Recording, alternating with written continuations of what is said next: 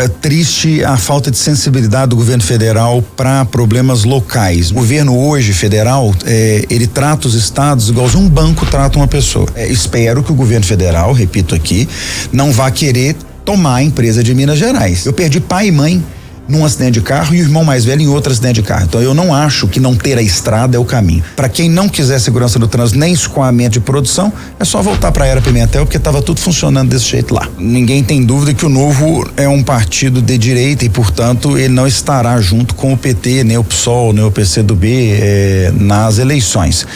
Isso não significa que os nossos candidatos são os candidatos do presidente Bolsonaro. Em lugar de preso condenado é na cadeia, não é passeando no Dia das Mães nem no Natal, colocando em risco as pessoas de bem, que essas sim deviam estar num momento de tranquilidade com as suas famílias. Alguém aqui tem dúvida que líder de facção criminosa se comporta bem dentro de presídio? É claro que ele se comporta bem. Todo mundo trabalha para ele dentro do presídio, quem não trabalhar para ele apanha ou morre lá dentro. Então esses todos são liberados na cedinha porque eles têm bom comportamento. E alguém acha isso normal? Os principais nomes do cenário político passam por aqui. Café com Política. Hoje, recebendo o vice-governador de Minas Gerais, professor Matheus Simões, do Partido Novo. Prazer tê-lo aqui conosco neste ano de 2024, governador. Bom dia. Uma alegria, viu? Mais uma vez estar aqui. Foi que eu demorei pra vir esse ano. Eu tô achando que o pessoal brigou comigo aqui, tá ali, não estavam querendo conversar comigo, não. O espaço tá aberto sempre, né, governador? Você sabe disso. É porque o ano só começou depois do carnaval, vocês trabalharam muito no carnaval. Tá até no comecinho do ano, se a gente for pensar. Teve muita coisa acontecendo. Governador, temos alguns assuntos importantes aqui pra gente abordar. Eu quero começar tratando de economia. Primeiro, chegamos há algumas semanas com o governo de Minas mostrando o quanto, pela primeira vez na história, se chegou a preços correntes na casa de 1 trilhão no PIB mineiro e olhando globalmente com um movimento muito puxado pelo agronegócio. Mas eu queria uma avaliação do senhor a respeito dos componentes marginais, porque o agro a gente já tem a certeza que há um grau de sucesso relevante para a economia nacional, para a economia mineira. Mas quais outros setores o governo de Minas enxerga a necessidade de aprimoramento e que compuseram essa cesta de melhoria desse ano? É muito interessante porque quando a gente faz a análise dos números, os números nacionais são fechados pela Fundação João Pinheiro, né? A João Pinheiro é que fecha do Brasil inteiro pro IBGE os números. E se avalia 3 grandes blocos. A gente avalia o bloco de indústria, o bloco de agro e o bloco de serviços e comércio. E pela primeira vez em bastante tempo, Minas cresceu nos 3 blocos, o que no Brasil não foi uma realidade quase em lugar nenhum. E além do agro ter ido muito bem, né, nós tivemos um crescimento de 3, o agro puxando mais de 11, mas na indústria, uma coisa que chamou muito a atenção é que nós tivemos um crescimento de 3 na nossa indústria contra um crescimento de pouco mais de 1 do resto da indústria brasileira, o que significa que a indústria também está puxando. Por que a indústria acaba sendo importante quando a gente faz uma análise para além do número excepcional do agro? Porque ela emprega mais com salários médios maiores. Então isso significa uma melhoria geral da posição de renda do mineiro no país, que continua sendo o nosso maior desafio. Minas Gerais é um estado que vive hoje uma situação de desemprego baixo como nunca se viu, né? Os números do CAGED e do IBGE indicam que nós temos o menor índice de desemprego da história de Minas Gerais nesse momento, mas a renda média do mineiro ainda não está no ponto que a gente precisava. O mineiro ganha um pouco menos do que a média do sul e sudeste.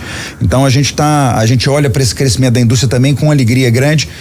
Lembrando um detalhe que chama atenção, que essa indústria não é a indústria extrativista que está crescendo, então também é essa indústria de transformação que gera mais valor agregado. Aliás, a indústria de extração, né, a mineração e os seus derivados tem tido um bom momento por causa de preço de commodity, mas ela está bem estável ao longo dos últimos anos.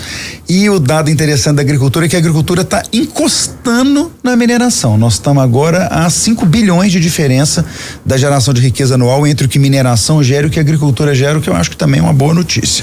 Governador, na segunda-feira, o movimento Minas Grita pelo Leite movimentou, né, Minas Gerais, Belo Horizonte.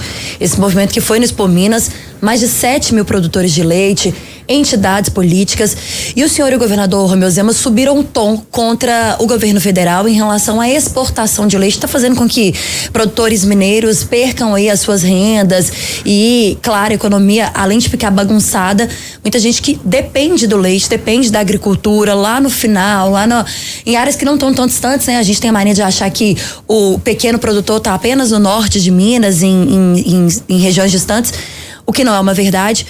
Mas os senhores subiram o tom contra o governo federal. A gente até trouxe aqui no Jornal Tempo, na FM Tempo, que tornou-se um movimento com uma crítica dura ao presidente Lula.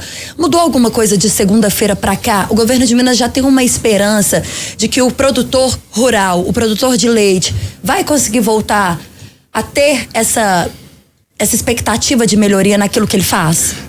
Thalita, é um negócio triste a falta de sensibilidade do governo federal para problemas locais, não é? O nosso problema é leite, mas se você for para São Paulo e Goiás, o problema é borracha, que é a mesma situação. O Brasil está importando leite, está importando borracha de países que estão subsidiando a produção disso lá. Então, o caso da borracha, vou pegar o da borracha para não falar de Minas, para não parecer que é implicância. Nós estamos importando borracha da Indonésia, onde a borracha é produzida com trabalho semi-escravo. Todas as fazendas de borracha da Indonésia seriam fechadas se fossem no Brasil. E aí, ao não colocar nenhuma barreira de proteção, nós estamos fazendo com que o fato do produtor brasileiro produzir dentro da regra signifique para ele impossibilidade de vender ou vender abaixo do preço de custo. No leite está significando a mesma coisa. A Argentina e Uruguai estão colocando dinheiro para manter o produtor de leite de pé, e aí o leite chega aqui dentro do Brasil mais barato do que o nosso custo de produção. O que está acontecendo nas fazendas? Quanto mais leite um produtor produz, maior o prejuízo que ele está tendo nesse momento. Então ele começou a matar as vacas de leite dele. O que quem está na cidade não entende é que isso significa duas coisas. Primeiro, eu gasto 7 anos para ter uma matriz de leite produzindo de forma plena. Então, quando eu mando uma vaca dessa pro açougue, eu só vou ter aquele leite de volta daqui a 7 anos. Significa que ao longo dos próximos 7 anos eu vou ficar mais dependente do leite estrangeiro. E aí, na hora que eles resolverem que eles vão aumentar o preço do leite, não tem o que fazer aqui dentro do mercado interno. Esse tipo de alimento não pode colocar o Brasil em situação de dependência. O pessoal que está nos ouvindo, a maioria é jovem, mas alguns mais antigos, como eu, vão lembrar dos problemas que a gente tinha quando a Argentina mexia no preço do trigo deles. Aí a gente tanto fez até a gente hoje ter uma produção de trigo que não é autossuficiente, mas é uma boa produção de trigo dentro do Brasil. Nós estamos caminhando na mesma direção do leite, mas de trás para frente. Nós que somos independentes em produção de leite e derivados, queijos e derivados no Brasil há décadas, estamos começando a ficar dependentes de um mercado em que o controle do preço é feito por uma interferência de governos estrangeiros. Então, é um absurdo, isso não mexe no leite na gôndola. Vai encarecer o leite. Não. O leite não barateou porque está se comprando leite da Argentina nem do Uruguai, né? Eu quero saber se tem alguma dona de casa aí que está pagando leite mais barato. Isso está sendo apropriado no meio da cadeia por quem produz leite. E é por isso que o governador tomou a decisão de retirar o benefício tributário de todas as empresas que estiverem importando leite em pó desses países que estão dando subsídio. Você quer comprar o leite de quem protege o produtor internamente, prejudicando o produtor brasileiro que não tem benefício? Não tem problema nenhum. Benefício mineiro você não vai ter. São 6 grandes laticínios e a gente espera que isso pelo menos refreie o movimento que está sendo feito contra o produtor de leite em Minas. Mais de 220 mil famílias dependem da produção de leite em Minas Gerais para sobreviver. Não é justo que a gente prejudique essas pessoas por conta de política de Argentina e de Uruguai manipulando preço de leite. O senhor falou na insensibilidade do governo federal para temas de Minas, e eu quero puxar um tema importante de Minas Gerais, que é o regime de recuperação fiscal. Na proposta como dada e apresentada até agora, e nós sabemos que nas próximas semanas teremos a apresentação de uma proposta mais efetiva, até agora o governo foi sensível às demandas de Minas Gerais e a proposta que Minas tem em relação a isso, ou a discussão está absolutamente alocada no governo federal? Eu estou um pouquinho preocupado com a chamada da reunião, porque até aqui as manifestações que a gente viu nas reuniões do presidente Lula com o senador Rodrigo Pacheco, depois na reunião do presidente Lula com o governador, foram positivas.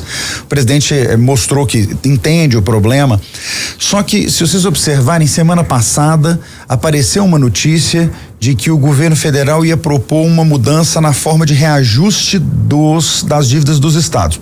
Ótima notícia. Isso é para os estados brasileiros como um todo. Isso não é para resolver o problema de Minas Gerais, não tem nada a ver com a proposta que o senador Pacheco apresentou. E agora foi feita uma chamada para, em tese, a reunião que vai apresentar a resposta do pleito feito pelo presidente do Senado. A reunião foi marcada para o dia 26 com todos os governadores, sem as equipes técnicas. Então me parece que é um anúncio político para todos os estados. Isso me faz pensar que nós não vamos ouvir uma resposta sobre a proposta do senador Rodrigo Pacheco, que nós vamos ouvir uma proposta sobre dívida brasileira, que é ótimo, é muito bem-vinda, mas eu vou voltar a perguntar, e a proposta do senador Rodrigo Pacheco, o governo federal não vai analisar a proposta? Posso me surpreender e eles apresentam as duas coisas misturadas, né? Mas estou numa semana de ansiedade, porque a gente andou tendo esses vazamentos de imprensa sobre uma mudança do índice de correção, para quem está em casa entender. O governo hoje, federal, ele trata os estados igualzinho um banco trata uma pessoa. Ele cobra da gente juro pela dívida. E ele cobra da gente IPCA, inflação mais 4%. Como o nosso PIB não cresce 4% ao ano, o nosso do Brasil, né? Minas Gerais está até bem crescendo 3%, o resto do Brasil está crescendo 1,5%. A nossa dívida sempre cresce mais do que a nossa economia. O que significa que a cada ano que passa, a minha parcela fica mais pesada dentro do que eu tenho de arrecadação para poder fazer pagamento. E aí nós estamos discutindo que tem que mudar a fórmula de correção, porque esse é um problema nacional. Ótimo. Se o governo anunciar essa medida, vai ser muito bom. Mas eu volto para a pergunta: cadê a análise da proposta do senador Rodrigo Pacheco sobre federalização, sobre desconto, sobre aquilo que atende Minas Gerais? E se essa proposta não for analisada? Nós vamos ao senador Rodrigo Pacheco pedir a ele que se empenhe junto ao governo federal, ele que tem essa boa relação com o presidente Lula, estamos dispostos a dar a ele todo o apoio necessário para que a proposta dele possa prosperar. Minas Gerais precisa de ajuda de todo mundo. Nós trouxemos uma avaliação nesta semana, vice-governador, de que o mercado estima aproximadamente em 20% da dívida a capacidade de abatimento com uma hipotética federalização de CEMIG, Copasa e de Codemig. O senhor considera esse valor aceitável? É o que está na conta do governo de que pode de fato virar? Ou o senhor pensa que precisa valorizar mais as empresas mineiras? Vamos lá. Durante o último ano e meio, em que a gente tentou discutir a autorização para a venda da Codemig, a nossa oposição, que é formada pelos partidos da base do presidente Lula, PT e PV, insistiram na Assembleia que a Codemig sozinha vale 60 bilhões de reais. Bom, se a Codemig sozinha vale 60 bilhões de reais, segundo o próprio PT, eu não imagino que o governo federal vai me oferecer menos do que o PT diz que ela vale aqui. Não é possível que para criticar a gente, o PT fala que a empresa vale 60 bilhões, na hora que eles querem comprar a empresa, eles vão me dar um valor diferente. Só que a proposta do senador Rodrigo Pacheco diz que para cada real que eu ponho, eu ainda recebo 50 centavos de desconto. Então, eu receberia um desconto adicional desses 60 bilhões mais 30 bilhões de reais, o que me leva a 90 bilhões de reais. A minha dívida total é de 150. Eu tô passando só com a Codemig de 50% do valor da minha dívida. Então, espero que o governo federal, repito aqui, não vá querer tomar a empresa de Minas Gerais. Se eles disseram durante a discussão da privatização que ela vale 60 bi, ela sozinha tem que valer 60 bi. As outras valem o que o mercado diz que elas valem, elas realmente têm valor fixado em bolsa.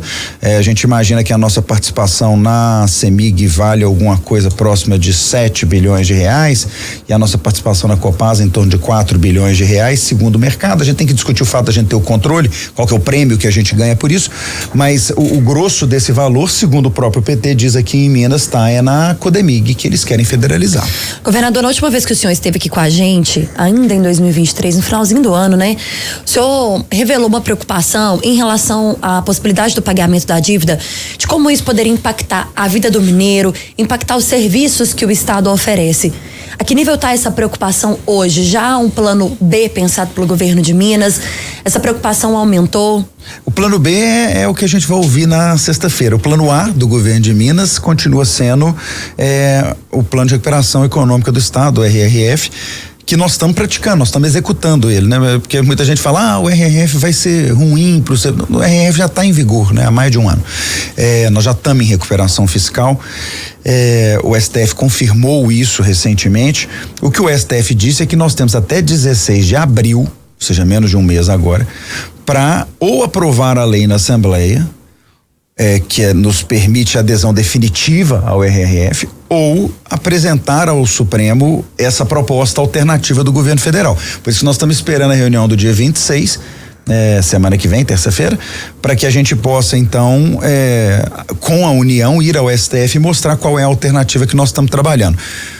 Me preocupa o risco da gente não ter a aprovação do RRF nem o plano B do governo federal, mas acho que esse risco está cada vez mais remoto a partir do momento que o próprio governo federal marcou data para apresentar a proposta, porque quando eu tive aqui a última vez a gente estava ainda naquele suspense do prazo para votar vencendo o governo federal sem dar prazo para analisar. Não tinha tido nenhum encontro entre o governo de Minas e o governo federal, né, governador? Avançamos de lá para cá, tô menos estressado, vamos pôr assim, com um pouco mais de esperança. Meu único estresse é esse que eu falei um pouco antes aqui, essa sensação de que a proposta do senador Rodrigo Pacheco talvez não seja respondida nessa reunião e a gente quer uma resposta para ela, porque, volto a dizer, toda ajuda para Minas é importante. Governador, o governo ainda não conseguiu ver derrubados os vetos que estão na Assembleia Legislativa pela sua base, ainda não está conseguindo uma formação de quórum capaz de fazer isso com os vetos que estão chegando e com os que já lá estão.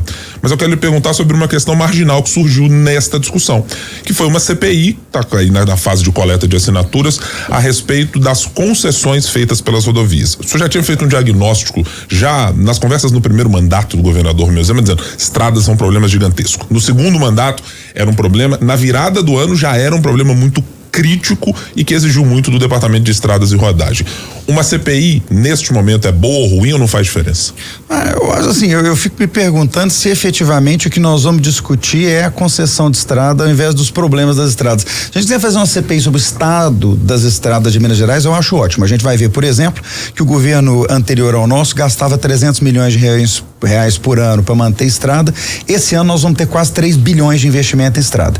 Por que nós vamos ter quase 3 bilhões? 1,8 bilhão nós estamos usando do nosso dinheiro, mas 1 bilhão é do dinheiro das concessões. Então eu quero saber quem que é contra isso, quem são esses deputados que estão assinando essa CPI que não querem a melhoria das estradas do sul de Minas, não querem a melhoria das estradas da Varginha Furnas, não querem a melhoria das estradas do Triângulo Mineiro e que não vivem a melhoria das estradas feitas no norte de Minas com a concessão que já está rodando há mais tempo.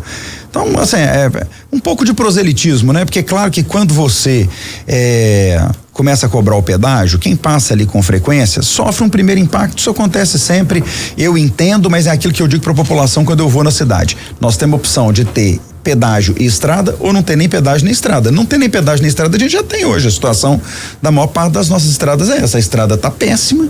Eu ontem, por exemplo, fui a Limeira do Oeste, lá na pontinha do Triângulo Mineiro, e no deslocamento de Turama para Limeira do Oeste, estava lá me lamentando o estado deplorável da estrada, porque a gente está aumentando o volume de carreta rodando no estado que a economia está crescendo e a estrada vai se destruindo com isso. Então, a gente pode não ter nem o pedágio nem a estrada. Se parecer para alguém que esse é o melhor caminho, para mim não é. Eu perdi pai e mãe num acidente de carro e o irmão mais velho em outro acidente de carro. Então eu não acho que não ter a estrada é o caminho. Nós temos de ter estradas boas, isso passa por pedagiar as estradas de alto fluxo, até para sobrar dinheiro para cuidar das de baixo fluxo, que nunca vão ser pedagiadas porque elas nunca vão dar o recurso suficiente para manter a estrada. Então, se quiserem abrir a CPI, nós estamos muito tranquilos, todos os processos, lembrando que nem todos são nossos, tem uma primeira privatização do governo Aécio, depois tem uma concessão do governo Pimentel e aí sim, nós temos 5 concessões nossas, todas elas estão prontas para ser investigadas, até as antigas, que a gente acompanha, são todas elas regulares. Eu só lamento que a discussão seja essa. Eu fico me perguntando se efetivamente não sobrou mais nada para ser discutido de grave no estado de Minas Gerais. E não tenham dúvida, podem abrir a CPI, nós vamos continuar fazendo concessões, porque a prioridade do governo de Minas Gerais é conceder estradas de alto fluxo para que haja segurança no trânsito. Para quem não quiser segurança no trânsito, nem escoamento de produção, é só voltar para a Era Pimentel, porque estava tudo funcionando desse jeito lá.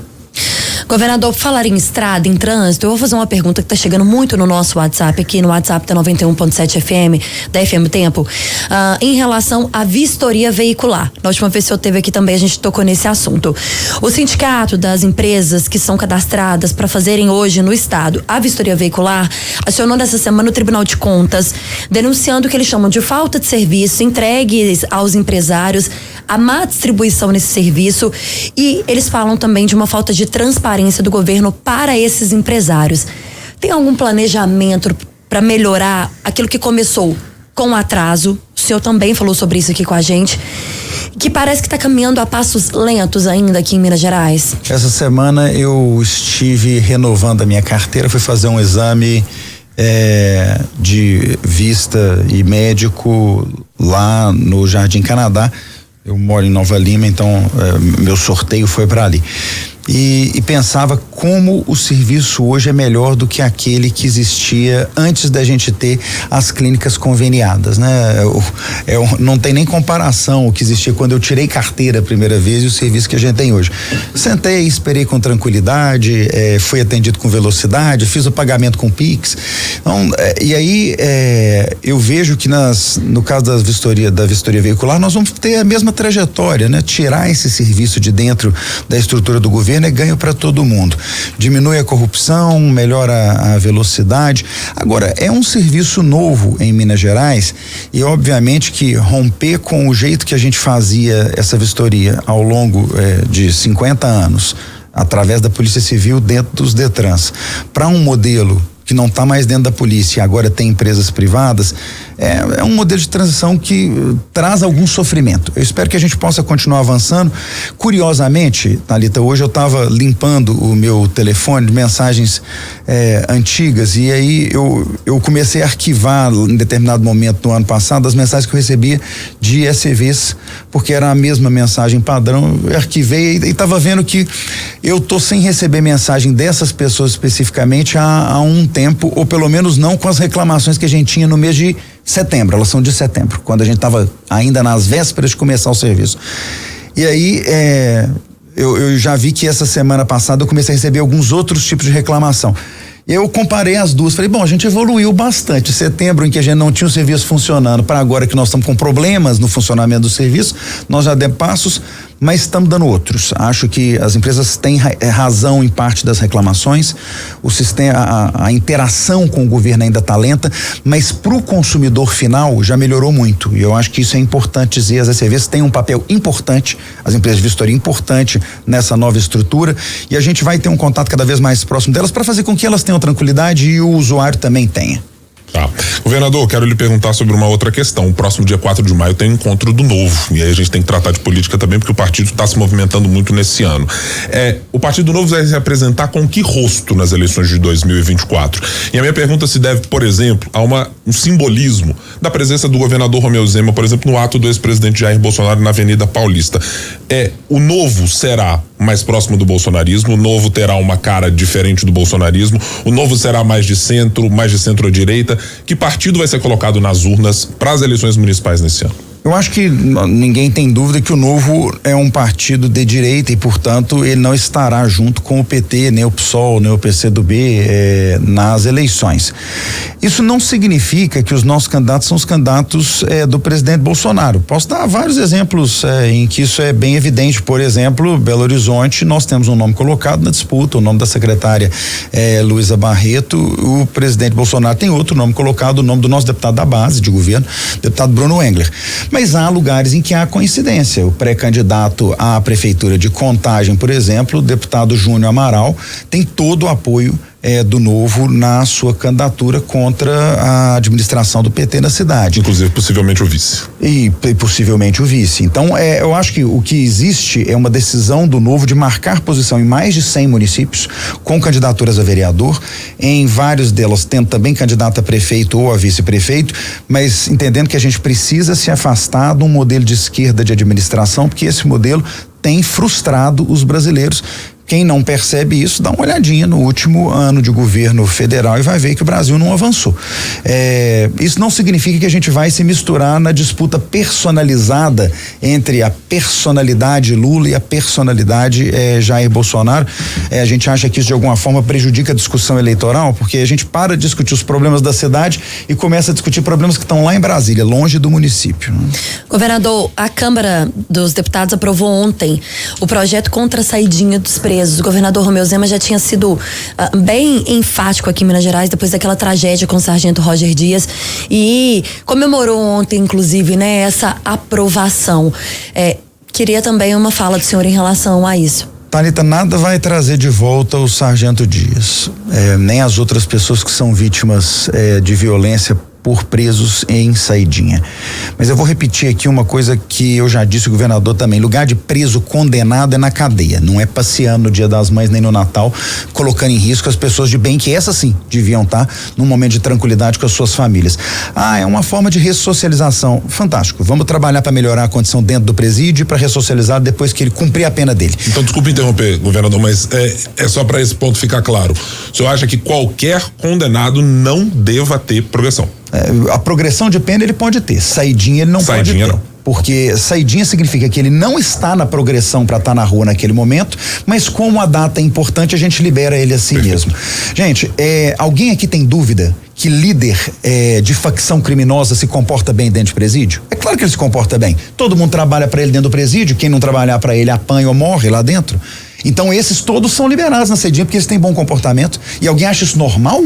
Eu liberar líder de facção para passear na rua no Dia das Mães, para ele poder, para quê? Visitar a mãe dele? E enquanto isso, nós que devemos estar visitando as nossas mães, vamos ter que ficar trancados dentro de casa de medo do que esse povo vai estar fazendo na rua. E aí eu ouvi uma explicação tétrica recentemente falando: mas a gente vai prejudicar 96% dos presos que voltam por conta de 4% dos presos que não voltam. Bom, primeiro dizer uma coisa: o sargento Roger Dias não foi morto por um bandido que não voltou na saidinha, não. Ele foi morto por um bandido durante a saidinha. Então o meu problema não é só quem não volta, não. É também quem vai e volta, mas enquanto tá fora, tá praticando crime. Segunda coisa, esses 4% que não parecem nada, no Brasil como um todo, foram quase 5.000 presos que não voltaram pra cadeia. Então nós estamos achando que tá tranquilo devolver 5.000 bandidos condenados que tem que cumprir pena para ficar circulando no meio da gente porque não voltaram depois. Então a gente fica relativizando esse negócio, esse coitadismo em relação a quem cumpre pena. Nós não estamos falando aqui de gente que não foi julgada, não estamos falando de gente aqui que já está em liberdade condicional, nós estamos falando de gente que está presa, condenada, deveria estar dentro da cadeia, e nos feriados em que a gente devia estar em paz nas nossas famílias, são liberados para ficar passeando no meio da gente praticando essas atrocidades. A segurança pública, governador, é um tema importantíssimo que sempre vai ser discutido. Quando a gente fala de presídio, por exemplo, a gente fala talvez da falta de segurança, né? Tivemos essa semana, por exemplo, uma tentativa de fuga do presídio de Ibirité. E na região metropolitana, literalmente estamos rodeados de presídios com presos que cometem crimes hediondos. Nós estamos falando de Betim, nós estamos falando de Contagem, bem próxima aqui à FM o Tempo, inclusive, nós temos o Ceresp de Contagem, que fica numa região em que tem muito acesso, né? Corta praticamente uma das avenidas mais importantes da cidade de Contagem, tá acesso a 381 também. Ribeirão das Neves e outras tantas cidades que estão na região metropolitana, como eu disse. O que o governo de Minas sente em relação ao governo federal nessa tratativa de tentar melhorar a segurança pública, que não depende só da polícia militar, não depende só dos policiais civis, que no caso, por exemplo, da vistoria veicular, saem da vistoria veicular e vão fazer investigação de crime, que é uma conquista sim, mas como que funciona essa dupla aí, governo federal e governo de Minas, ou como não funciona, né? Como é que é difícil quando a gente transforma qualquer discussão numa discussão estúpida de bandeira, né? O governo federal e o Ministério da Justiça fez uma defesa muito própria recentemente de PPPs prisionais. E aí o ministro dos Direitos Humanos, o ministro Silvio, está lá criticando o modelo. Aí você fala, gente, mas se quem entende de segurança está defendendo, o que o ministro está criticando? É porque o ministro está defendendo uma bandeira, né? Ele não está preocupado com segurança pública. Basta dizer que o governo federal está devendo 30 milhões de reais para Minas Gerais, para a gente poder fazer a nossa PPP do sócio educativo, daquele que recolhe os jovens infratores da rua, e não quer repassar o dinheiro porque não concorda com o PPP. Então aí você fala, gente, mas é melhor para o interno, porque compara a vida do preso da nossa PPP de segurança com o da Dutra Ladeira, com o do presídio normal. Para ele é melhor. A chance de ressocializar alguém que está no nosso PPP é muito maior, porque não tem superlotação, o serviço é adequado, a higiene é adequada, o prédio está sempre em boa condição. E aí nós ficamos travados, porque o governo federal, que podia estar pondo dinheiro nisso, tem do lado do Ministério da Justiça, que é quem cuida do tema, uma manifestação de que a gente precisa das PPPs, e do lado dos direitos humanos uma recusa porque não gosta do modelo. Gente, nós precisamos resolver problema, parar de discutir problema que não existe, que só cria mais dificuldade do Brasil. O caminho para os presídios brasileiros passa por um modelo de concessão. Por quê, gente? Fala, Matheus, não é a mesma discussão da estrada? É a mesma discussão. O governo é um péssimo gestor péssimo gestor de atividades privadas. A gente constrói mal, mantém mal, porque nós somos burocráticos, tudo é difícil, tudo depende de licitação, a gente não pode mandar ninguém embora, o funcionário não faz o que precisa, não posso tirar ele de lá. Então, isso tudo só é superado quando eu trago o privado para me ajudar a administrar. Nós nunca tivemos fuga da PPP prisional, já tivemos fuga de vários presídios. Fala, a experiência é só de Minas? Não, a experiência é a mesma do Brasil inteiro, tanto que o Ministério da Justiça disse que o caminho para os presídios brasileiros é PPP.